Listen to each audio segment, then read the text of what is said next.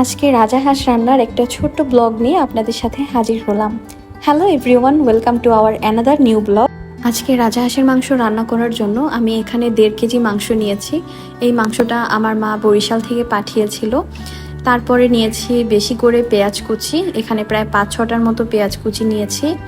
এরপরে গরম মশলা, আর নিয়েছি কিছু শুকনো মরিচ আর তেজপাতা, আর নিয়েছি আদা ও রসুন বাটা। আর হাঁসের মাংস রান্নাতে কিন্তু আদা বাটাটা একটু বেশি দিতে হয়। এরপরে নিয়েছি প্রায় 4টার মতো আলুগুলো আমি একটু বড় সাইজের রেখেছি যাতে করে তরকারির মধ্যে দেখতে সুন্দর লাগে। আর এই তো সব কিছু গোছগাছ করা হয়ে গেছে, এখন চলুন রান্নাটা করে ফেলি। প্রথমে চুলায় একটা বড় কড়াই বসিয়ে তার মধ্যে পরিমাণ মতো তেল দিয়ে দিচ্ছি। তেলটা গরম হয়ে আসলে পেঁয়াজ কুচি আর সব ধরনের গরম মশলা দিয়ে একটু বাদামি করে ভেজে নিয়েছি। মশলাগুলো যাতে পুড়ে না যায়, যার জন্য আমি একটু পানি দিয়েছি। তারপরে দিয়ে দিচ্ছি লবণ, হলুদের গুঁড়া আর মরিচের গুঁড়া। মরিচের গুঁড়াটা আপনারা ঝাল যেভাবে পছন্দ করেন সেই অনুযায়ী দিবেন। আর অবশ্যই আপনারা খেয়াল করেছেন আমি কিন্তু সব ধরনের মশলাগুলো পানির মধ্যে দিয়েছি যাতে করে তরকারির রঙটা কালচে না হয়। আর এই তো মশলাগুলো খুব ভালোভাবে একবার কষিয়ে নিয়েছি। এরপরে দিয়ে দিলাম আদা আর রসুন বাটা, একসাথে মিশিয়ে তারপর দিয়ে দিয়েছি। এখন মশলাগুলোকে আমি ঢাকনা দিয়ে খুব ভালোভাবে কষিয়ে নেব। মশলাগুলোকে ঢাকনা দিয়ে খুব ভালোভাবে কষিয়ে নিয়েছি যতক্ষণ পর্যন্ত না তেলটা উপরে ভেসে আসে। ঠিক এই অবস্থাতেই আমি এখন মাংসগুলো দিয়ে দিব। দেশি হাঁস কিংবা রাজা হাঁস যে হাঁসই রান্না করে না কেন, হাঁসের মাংস রান্না হতে কিন্তু অনেক সময় লাগে, যেহেতু অনেক শক্ত ধরনের মাংস। তো চেষ্টা করবেন মশলাটা কাঁচা অবস্থাতেই মাংসটা দিয়ে দেওয়ার। কাঁচা মশলার মধ্যে মাংসগুলো দিলে আপনার হাঁসের যে একটা খারাপ গন্ধ থাকে ওইটাও কিন্তু আর থাকবে না।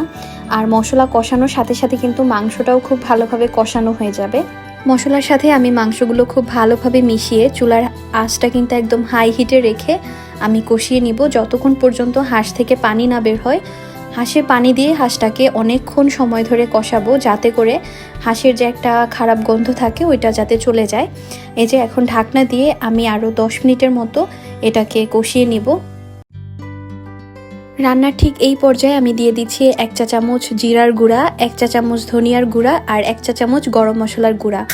এই মশলাগুলো কিন্তু আমি চাইলে শুরুতেও দিতে পারতাম, এতে কিন্তু তরকারির রঙটা একদম কালচে হয়ে যেত, দেখতে ভালো লাগতো না। তো রান্নার ঠিক মাঝামাঝি সময়ে এই মশলাগুলো যদি দেয়া হয় তাহলে কিন্তু রান্নার রঙটাও ঠিক থাকে আর রান্না থেকে খুব সুন্দর একটা ঘ্রাণ আসে।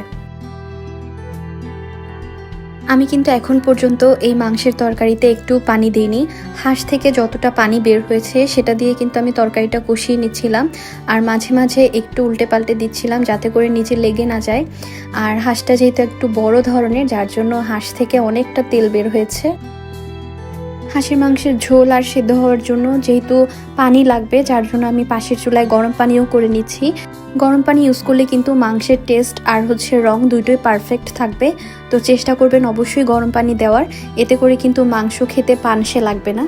আর এই যে এটাই কিন্তু আমার লাস্ট কষানো। এখন আমি আলু দিয়ে তারপর ঝোলের জন্য একটু গরম পানি দিয়ে দিব যাতে করে মাংসটাও সেদ্ধ হয়। আর যেহেতু আমি হাঁসের মাংসটা একটু হালকা ঝোল রাখবো, যেহেতু হাঁসের ঝোল খেতে বেশি ভালো লাগে।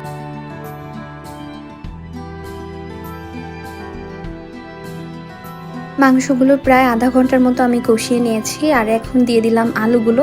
আলুর সাথে মাংসটা আরও 5 মিনিটের মতো চুলার উপর রেখে তারপরে আমি গরম পানি দিয়ে দিব। এ পর্যায়ে পানিটা আপনারা যতটুকু ঝোল রাখতে চান সেটার উপর নির্ভর করেই দিবেন। আমি আজকে অতিরিক্ত ঝোল রাখবো না, একটু মাখা ধরনের যে তরকারি হয় তো ওইভাবেই রান্না করছি, যার জন্য অল্প পরিমাণে পানি দিয়েছি। আর এখন কিন্তু চুলার আঁচটা একদম মিডিয়াম টু লো এর মধ্যেই রাখবো যাতে করে ঝোলটা একদম শুকিয়ে না যায়, আবার মাংসটাও সেদ্ধ হয়।